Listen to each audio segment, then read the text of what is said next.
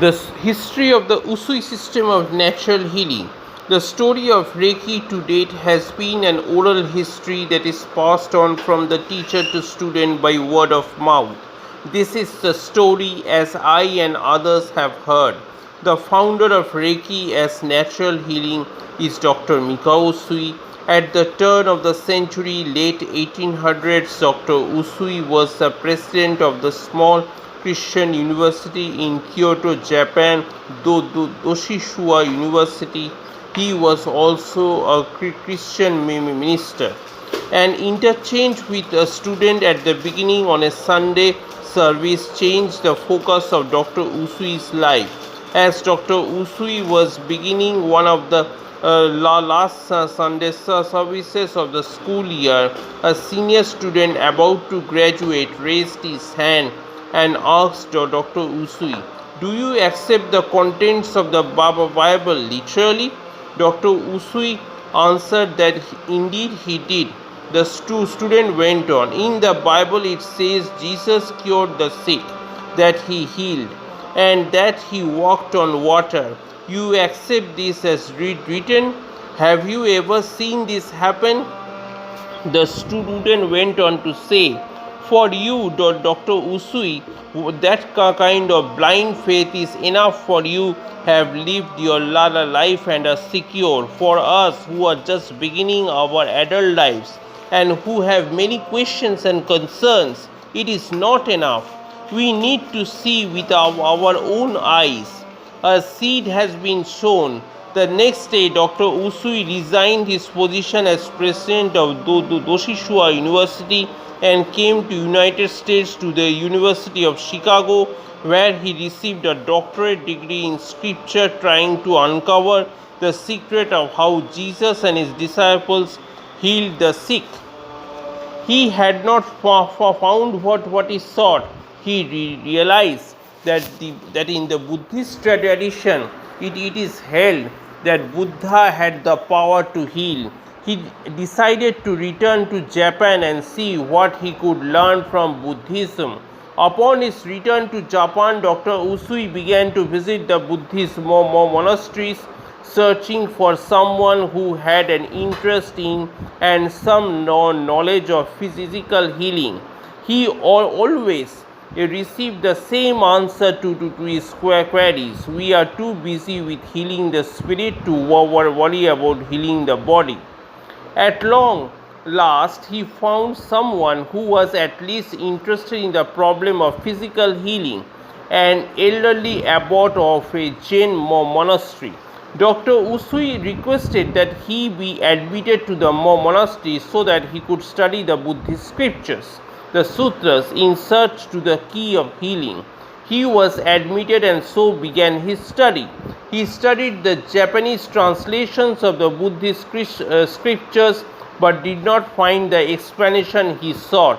He learned Chinese so that a wider range of Buddhist writings were available to him, still without success. He then decided to learn Sanskrit, the ancient language, so that he could read the original Buddhist writings and have access to those writings that had never been translated into other language. Finally, he found what he had been looking for in the teachings of the Buddha that had been written down by some unknown disciple as the Buddha spoke. Dr. Usui found the formula, the symbols, the description of how Buddha healed. And so at the end of a 7-year search, Dr. Usui had found what he sought, but not quite. Although he had uncovered the knowledge, he did not have the power to heal.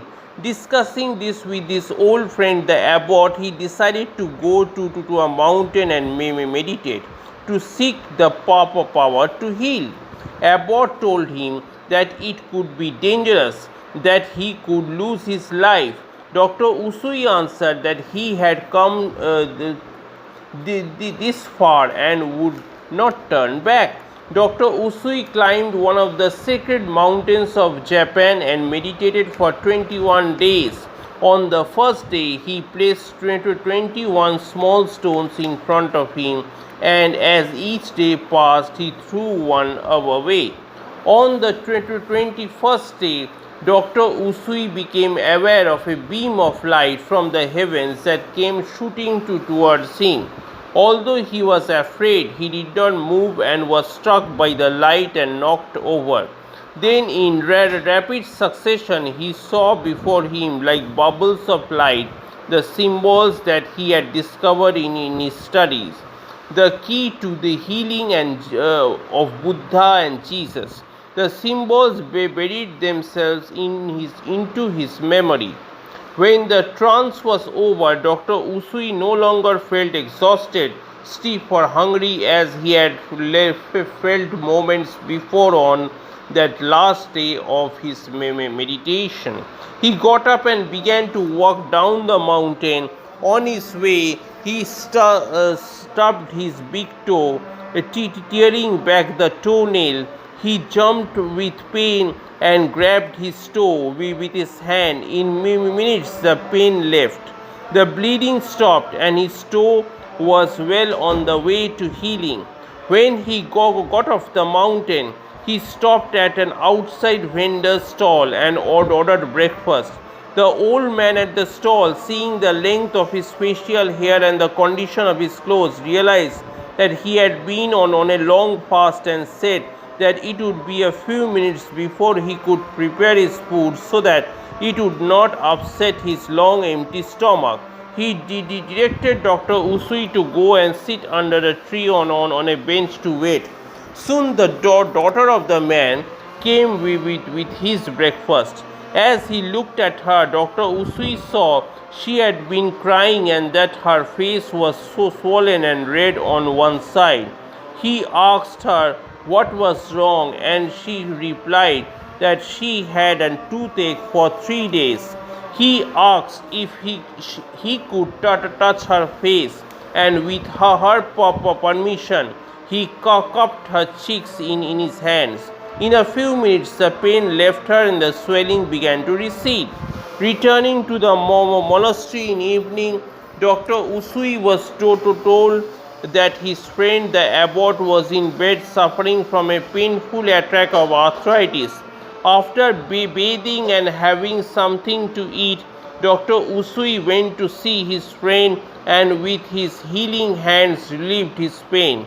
For the next 7 years, Dr. Usui worked in a beggar camp in Japan, healing the sick. Though they were young and able, he sent off to find work. After 7 years, he began to see those that he had helped returning back to the beggar camp in the same condition that he had found them. He asked the people why they had returned to the camp, and they answered that they preferred their old way of life. Dr. Usui realized that he had healed the physical body of symptoms, but had not taught appreciation for life, for a new way of living. He left the beggar camp and began to teach others who wished to know more. He taught them how to heal themselves and gave them the principles of reiki to help heal their thoughts. One of these two students, Chujiro Hayashi, a retired naval officer, was seeking a way to serve others. He found Usui was initiated by him and began deeply involved in the practice of reiki. With Usui's life was drawing to a close. When Usui's life was drawing to a close, he recognized Dr. Hayashi as the master of reiki and charged him with keeping the essence of his teachings intact. Dr. Hayashi, realizing the importance of a system and record keeping, founded a clinic in Tokyo where people could come for treatment and to learn reiki. From the clinic, there were practitioners who would go out and treat those who could not come to the clinic. He left records demonstrating that reiki finds the source of the physical symptoms, feels the vibration or energy need, and restores the body to wholeness. One day in 1935, a young woman from Hawaii was brought to the clinic by an employee of a surgical hospital in Tokyo. This woman, Hawaii Takata, had come to Japan to have an operation for a tumor. In the hospital, as she prepared herself for the surgery, she had a sense that the operation was not necessary and there was another way. She had been led to Reiki. During Mrs. Takata's experience and treatments at the clinic, her illness lessened and her desire to learn Reiki grew. When her treatments were almost finished, she asked to be admitted to a beginning class. She was refused. She realized she must demonstrate a deep commitment to Reiki. She went to Dr. Hayashi and told him of her feelings and her willingness to stay in Japan as long as was necessary. He consented to begin her training. Mrs. Takata, with her two daughters, stayed in Japan with the Hayashi family for a year, learning by practicing Reiki every day and being with Hayashi. When both felt the training was completed, Mrs. Takata returned to Hawaii with her gift of healing. In Hawaii, her practice flourished, and soon Hayashi and his daughter came to visit her. They stayed several months teaching, training, and being with Mrs. Takata. In February 1938, Hawaii Takata was initiated as a master of the Usui System of natural healing. Soon after the initiation, Hayashi and his daughter returned to Japan. Dr. Hayashi had a sense that a war was coming between United States and Japan. He could not reconcile being Reiki master and having to serve again in the Navy. He began to set the affairs of his household in order.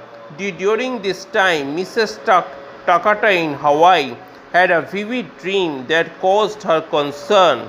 She knew she must go to Japan and be with Dr. Hayashi. When she arrived, Dr. Hayashi told her many things, that the war was coming, who would win, and what she must do, and where she must go to avoid trouble for herself, as she was a Japanese American living in Hawaii. All these things he foresaw and passed on for her protection and for the protection or Reiki. When all of his business was taken care of and in order, he called his family together along with the Reiki masters, giving them his final words and recognizing Mrs. Takata as his successor in Reiki. He said goodbye. Sitting in the formal Japanese manner and dressed in his formal Japanese clothing, he closed his eyes and left his body. Following his guidance, Takata finished her work in Japan and sailed to Hawaii. She returned as a master of Reiki. She demonstrated her commitment throughout her life, teaching and practicing Reiki. She became a powerful healer and a great teacher, introducing the great gift of Reiki to the Western world. As a young child, Phyllis Furumoto received the first degree initiation from her grandmother Hawaii Takata, and would treat Takata when she visited. Phyllis' life was directed into college and then a career. Although Mrs. Takata asked periodically if she would take up the study of Reiki, Phyllis felt too busy. Then in the late 70s, when Phyllis was 27, she accepted the second degree initiation. Takata began her training in the spring of 1979. After a month of consideration, Phyllis decided to travel and work with her grandmother.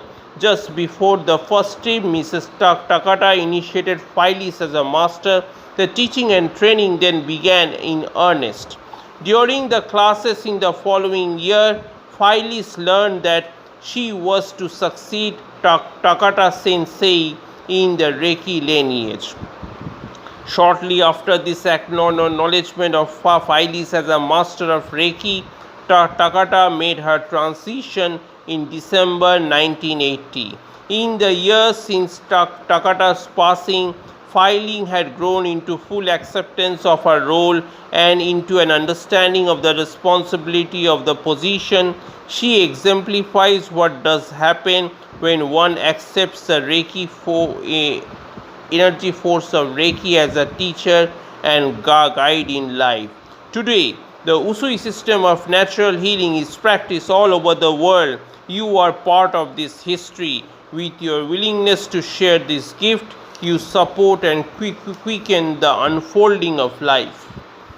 According to Herman Hesse, books are worthy of value when they lead us towards life and serve and benefit the living. Every hour spent reading is wasted if the reader does not experience a presentiment of rejuvenation, an idea of new life.